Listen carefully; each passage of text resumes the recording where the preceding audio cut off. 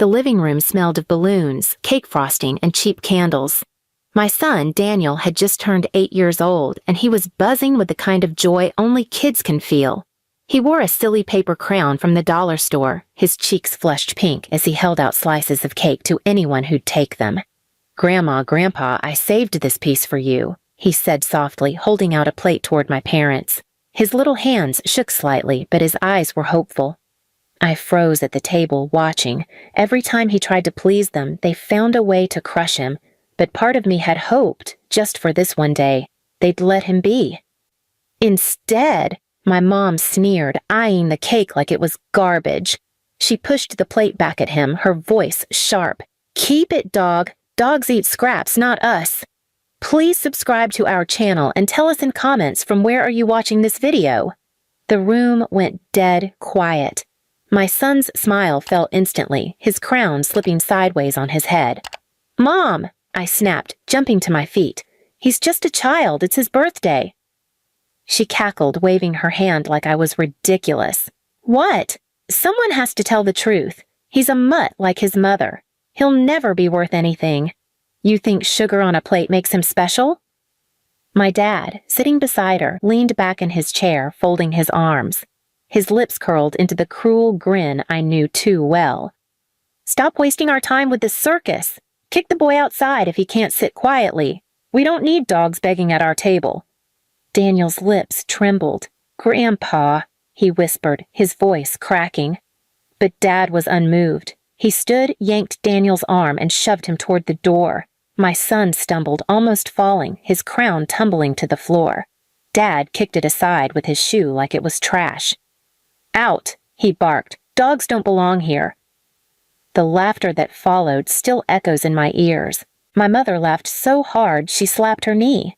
Rachel, my younger sister, clapped like it was a comedy show, her phone in her hand, recording the whole thing. "This is gold," she giggled. "The little mutt's birthday ruined in 10 minutes.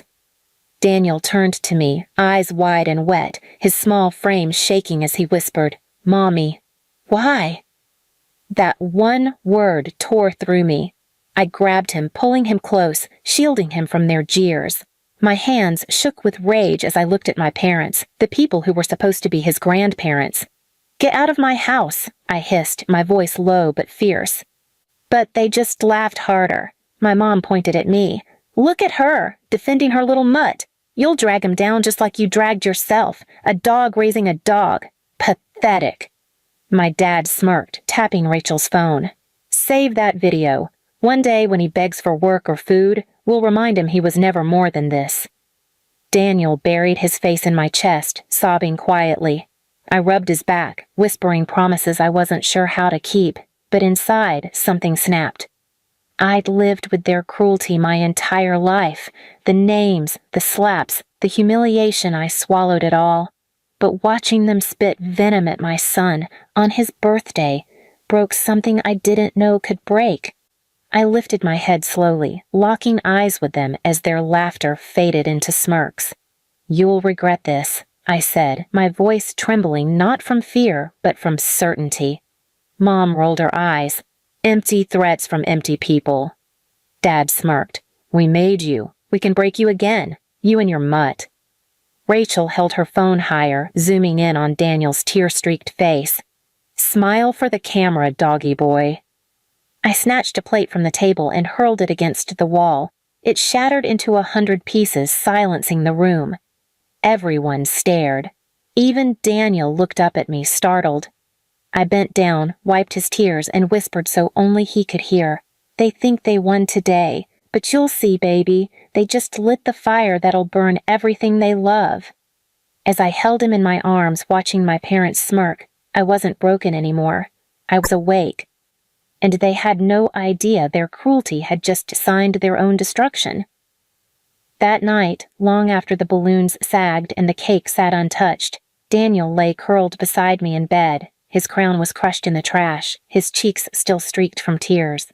Every few minutes he whimpered in his sleep, mumbling, "I'm not a dog. I'm not a dog." I stroked his hair, my chest heavy. I should have been whispering lullabies, but all I whispered was a promise. "They'll never hurt you again. I'll make them choke on every word." In the days that followed, I cut all contact. Calls from my parents went unanswered. Rachel's smug texts, "You overreacted. You're too sensitive. Get over it," were left on read. But silence wasn't enough. Silence was survival, not justice. Justice needed to be louder. I started watching them from a distance. My parents weren't invincible, no matter how much they pretended. They thrived on appearances, the perfect hosts, the respected elders, the family everyone admired. But I knew what rotted beneath: debts, secrets, lies. My mom's kingdom was her charity circle. She bragged about feeding the hungry and clothing the poor. But I remembered being a child, hungry at her table while she sent leftovers to neighbors just to look holy. I followed her quietly to one of her charity meetings. I watched her brag about a donation she never made, wave around receipts she printed herself. My stomach twisted not from surprise, but from recognition. She had always been this way. So I copied those receipts, tucked them into an envelope, and mailed them anonymously to her circle. Weeks later, whispers spread. Women she once ruled over now eyed her with suspicion. Invitations slowed. Her phone, once buzzing nonstop, lay still. Dad was easier. His business had always been built on cheap shortcuts and intimidation. He underpaid his workers, pocketed extra fees, and laughed about it at dinner like it was clever. I remembered faces of men who worked for him, beaten down and angry but too scared to speak. So I reached out, quietly. I listened. And then I sent their stories, their pay stubs, and my father's threats to a journalist I knew from college. The story broke like a bomb. Local business tycoon, accused of exploitation. The picture of my father's smug face on the front page made me smile for the first time since Daniel's birthday. And Rachel Goldenchild, family's pride, my parents' echo. She lived online, feeding on likes and comments like oxygen. She posted a filtered life, brunches she couldn't afford, clothes bought with borrowed money, pretending to be an influencer. But I knew her passwords. She used the same one for years.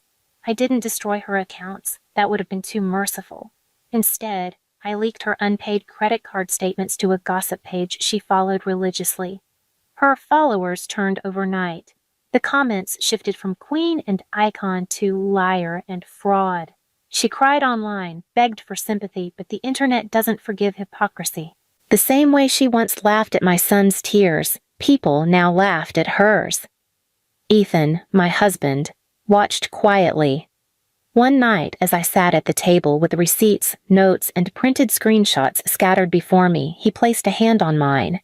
"Are you sure this is the road you want?" I looked him in the eyes, the memory of Daniel's small voice echoing in my head. "I'm not a dog." "Yes," I whispered. "They called my son a dog.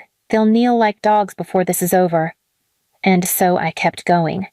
It wasn't just about exposing them, it was about timing. Each strike was precise, each humiliation public.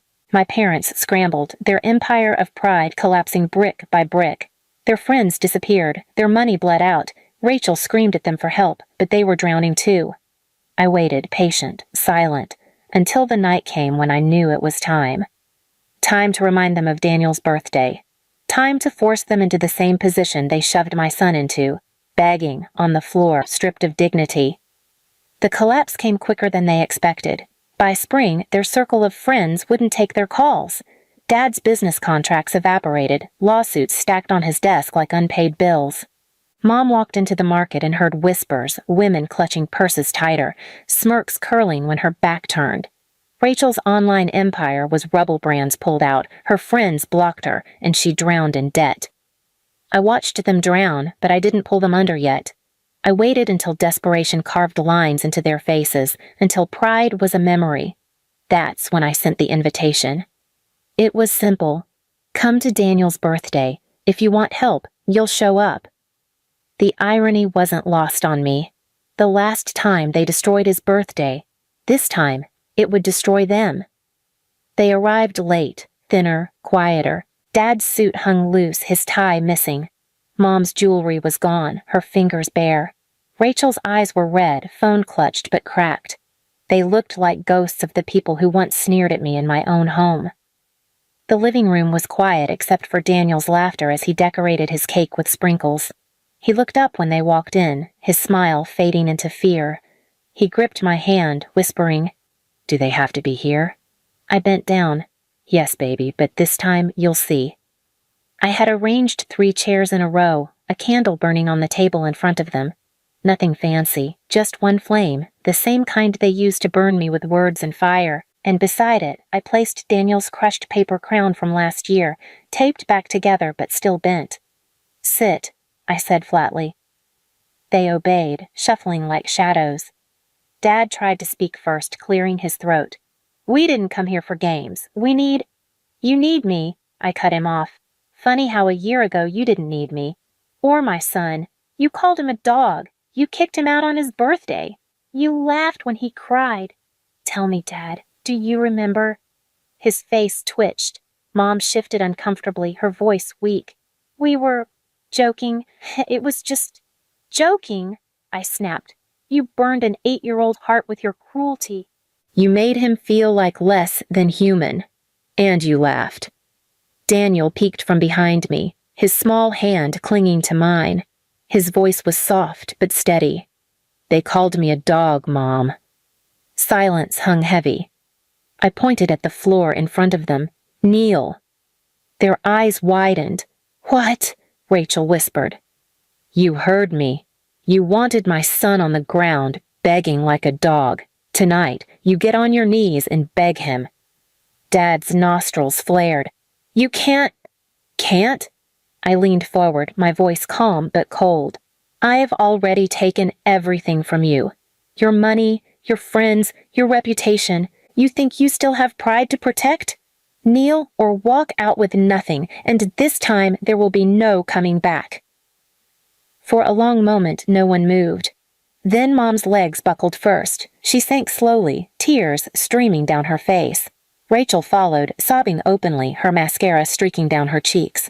Dad held out longer, his jaw clenched, but finally, even he bent, his knees hitting the floor with a dull thud. They knelt. I looked at Daniel. "Go on, baby. Ask them what you want." His small voice wavered, but he stepped closer, clutching his patched-up crown. "Why did you call me a dog?" Mom broke, her voice cracking. "I'm sorry, Daniel. I was wrong. You're not a dog." Rachel's sobs echoed hers. "I'm sorry. Please, forgive me." Dad swallowed hard, his pride bleeding out. "I'm sorry, boy. I was cruel. Forgive me." Daniel looked at me, his wide eyes searching. I nodded. "Say it louder," he whispered. And they did, 3 voices shaking, broken. "We're sorry, Daniel." I picked up the candle, blew it out slowly, and the smoke curled between us like a ghost of that day. "This is what ashes feel like," I said quietly. "You burned my son with words. You laughed at his pain. From now on, every time you kneel, you'll remember who made you crawl." I turned to Daniel, placed the taped crown back on his head, and whispered, "Happy birthday, baby." Behind us, they stayed on the floor, my parents and sister, the ones who thought they could destroy us, finally reduced to the begging dogs they claimed my son was. And for the first time, my boy smiled again. Please subscribe to our channel and tell us in comments from where are you watching this video.